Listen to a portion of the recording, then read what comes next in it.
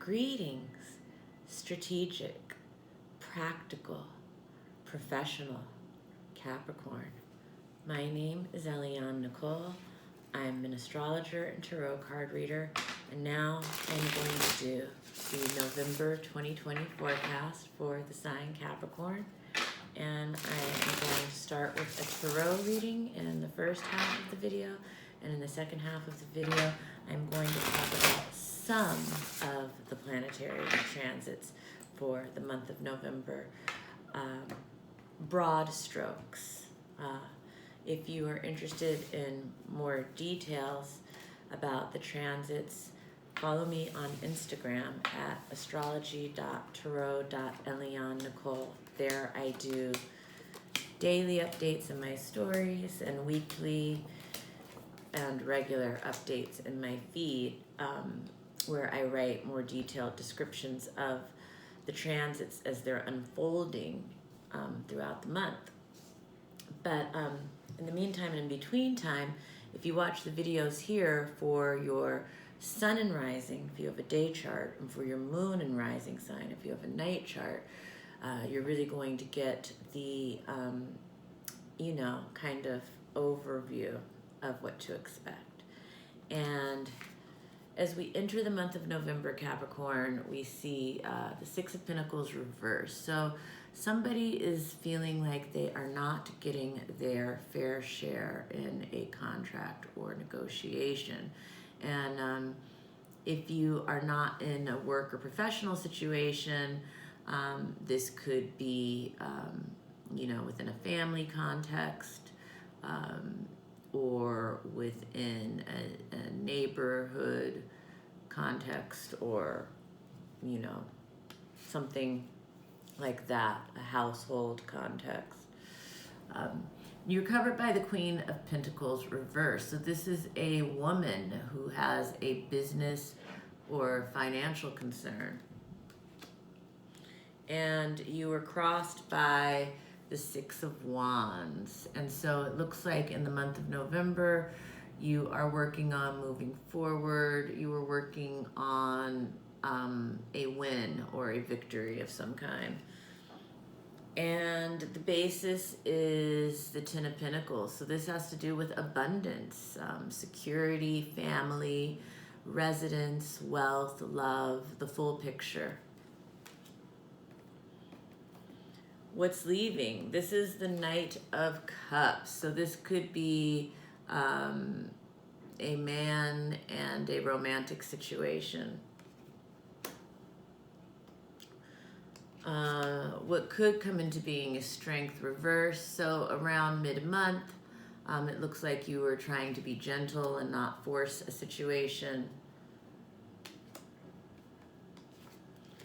What will come into being? The Devil reversed. So this is coming out of a situation of bondage. This is also mid-month. So it's release, freedom,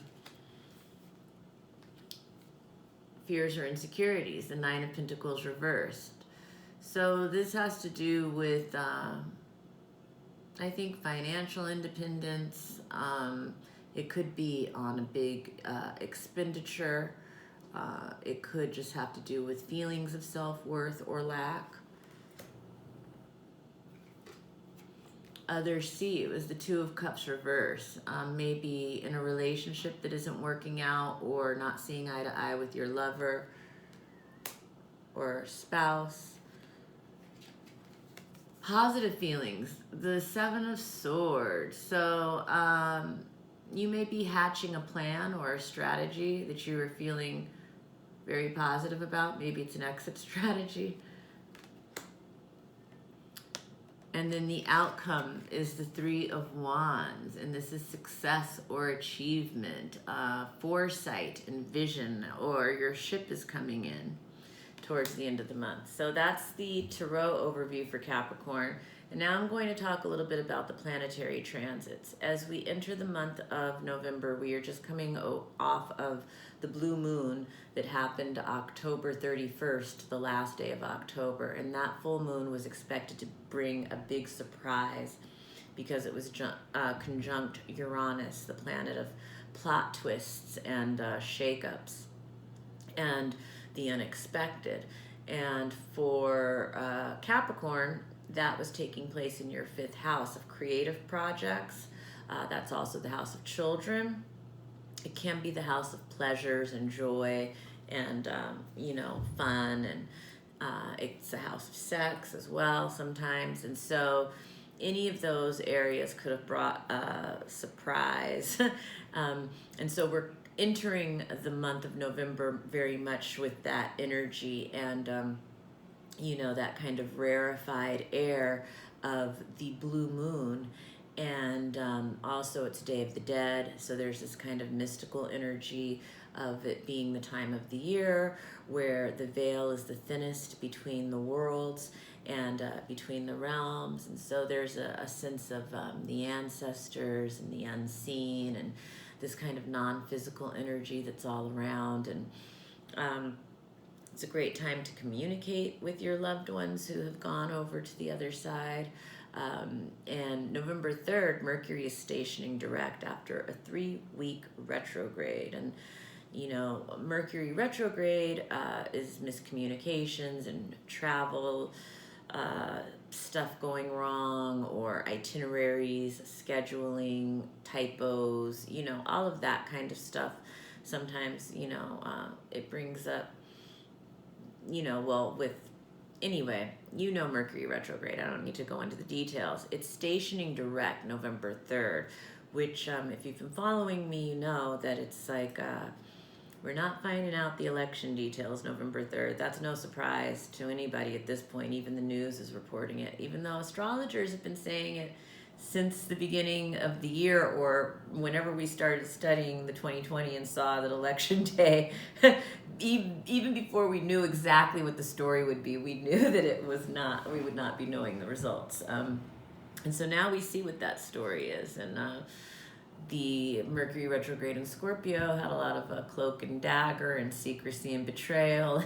The Mercury retrograde in Libra part was reversals of justice, and now it's stationing direct. And so things are coming to a head. There's a standstill, there's a stall, but slowly but surely it will start to move forward and it will start to unravel. The truth will start to unravel. The counts will start to be done. The information will start to be clear. And I believe that by November 20th, when Mercury returns to the degree it was when it went retrograde in the first place, that is when we will know who the president is. That would be 11 degrees Scorpio. November 20th is also coincidentally Joe Biden's birthday, and Joe Biden's sun is 12 degrees Scorpio. So it's all very interesting timing and mathematical alignments, not to mention that Donald Trump is having his nodal return as we have the election day. So, there's a lot very fated about this time and these leaders for us in America at this time.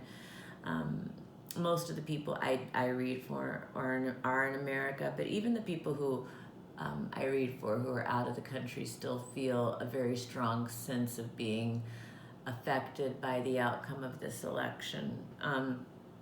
Anyway, November 9th, Ceres moves into Pisces, and Ceres and Pisces for Capricorn. I think that you are going to be giving some tender love and care to your tone of voice, how you speak to people, how you communicate, and how you affect others with your speaking, with your writing.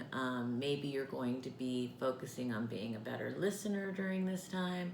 This could also be a time where Capricorns who have siblings are going to be giving some tender love and care to your siblings. And then it could also be for Capricorns who are taking up learning something new. It could be that. For those who are teachers, it may be to your students. For those who are students, it may be to your teachers or just to your school experience and environment in general. So that's what the Ceres and Pisces period looks like for Capricorn. And then November 10th, Mercury is entering Scorpio. So now, as Mercury enters Scorpio, you can look back on whatever was happening October 13th through October 27th for you. If you made any agreements during that time, if you signed any contracts during that time, now they are going to be coming up for review from this November 10th through November 20th period.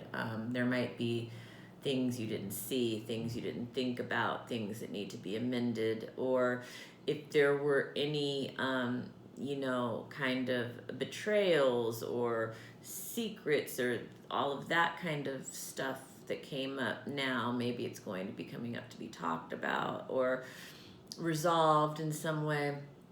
Anyway, this is the resolution period of the Mercury retrograde story, but we're not out of the woods. We're still revisiting, reviewing, and resolving. And November 12th, Jupiter is forming the conjunct with Pluto. This is the third and final alignment that they are making. This alignment reflects, throughout the year, has reflected the surges in the virus, April 4th, June 30th, and now this final one is November 12th. But it also reflects other things.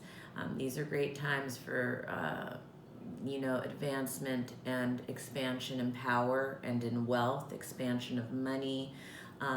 It's also the time where we're seeing expansion of conspiracy theories, as Pluto rules conspiracies and secrets and the unseen, and Jupiter's expansion. But then it's also the expansion of death and destruction. So we've seen the parallels of all of these kind of going exactly with these waves, and this is the third and final one. And this one is very impactful as well because Mars is stationing direct November 13th the next day. And so this is really intensifying the Mars energy, in tandem with Jupiter and Pluto forming this third and final exact conjunction. And so there's really a sense of kind of a crescendo of all of the major themes of the year coming together in this very potent, concentrated, intense way in November. And it's kind of just like the moment where everything comes to its highest point of what it's all been building up to. And so we're going to feel it the most intensely. It may be the most difficult, but then after this, slowly but surely, things are going to start to get better, and we will be more in a resolution period. Obviously not forever, but certainly for 2020. And so Mars direct November 13th. So whatever your Mars story is that maybe has started unfolding at the end of August, but intensified September 9th, or maybe started unfolding at the end of July, but intensified September 9th through November 13th. Again, yes, it comes to its most heated point. It starts to resolve itself, but it will be playing out until the beginning of the year in some way, shape, or form. And November 14th is the new moon in Scorpio.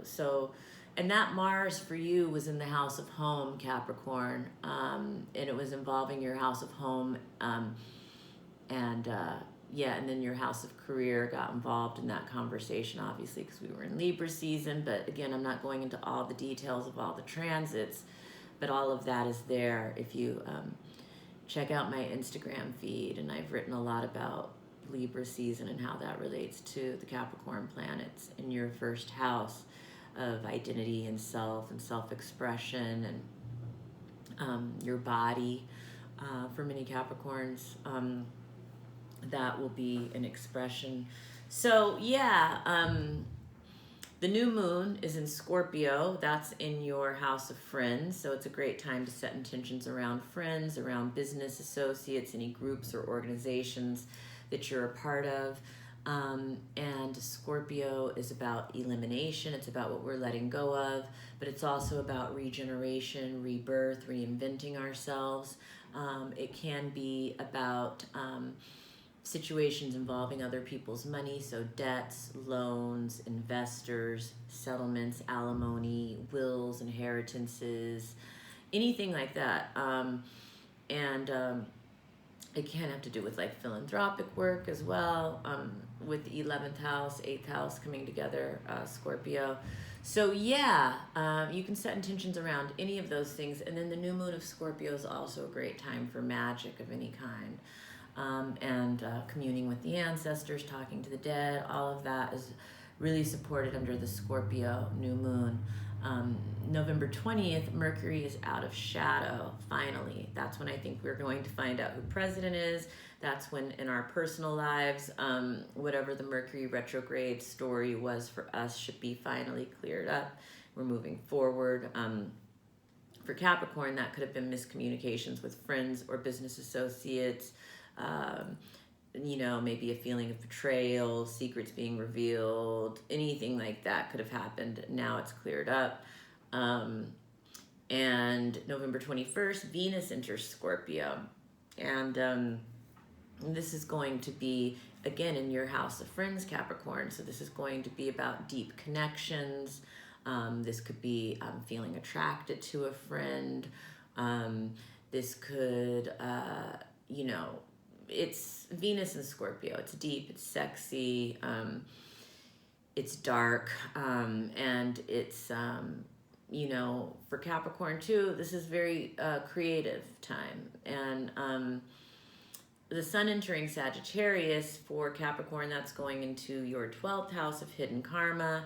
So it might shine a light on some issues you've been avoiding. It could shine a light on things that have been in your blind spot.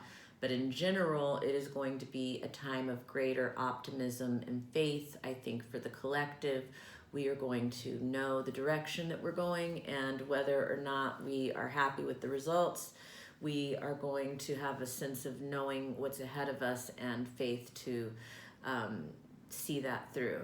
And then November 28th, Neptune goes direct. And Neptune going direct is, I think, the beginning of, I feel like Neptune is very involved in the pandemic story, even though Jupiter and Pluto have been getting most of the credit for it. Neptune has a subtle background situation vibe with that. Neptune rules viruses, Neptune rules medicine. Neptune rules vaccines, I believe, and so, and Neptune went into the shadow of retrograde March 3rd, and that's when everything really started shutting down in America. It goes direct on the 28th, but it returns to the degree it was when it went into shadow, when it went retrograde on March 21st, 2021. And that is the date that I see as us coming out from under the COVID cloud. Whatever that means, whether that's a vaccine or a treatment, or it's moved through the herd enough, or whatever that is the date that I see that happening. And November 30th is the full moon and prenumbral lunar eclipse in Gemini. And for Capricorn, that is in your 6th house. That is the house of health and fitness. It's also the house of staff and employees. It can be the house of small animals. It can be the house also of wherever you are of service in the world. So any of those topics can be activated under this eclipse, and it will bring illumination, it will bring culmination, and it can bring up the shadow in ourselves or in others, because it is an eclipse. And so that is how we end the month of November for Capricorn. So if you like this video, give me a like. If you didn't like this video, give me a don't like. Please subscribe to my channel if you have not already. Please share this video with other Capricorns. Please follow me on Instagram at astrology.tarot.Eliane Nicole. There I do more regular updates on the planetary transits. And thank you so much for joining me. It was an honor to share my astrology and tarot with you for the month of November. And definitely contact me for your own personal reading. I think that's how you get the most out of the planets and the cards. And I love doing it. I would love to do it for you. Have a wonderful November, Capricorn.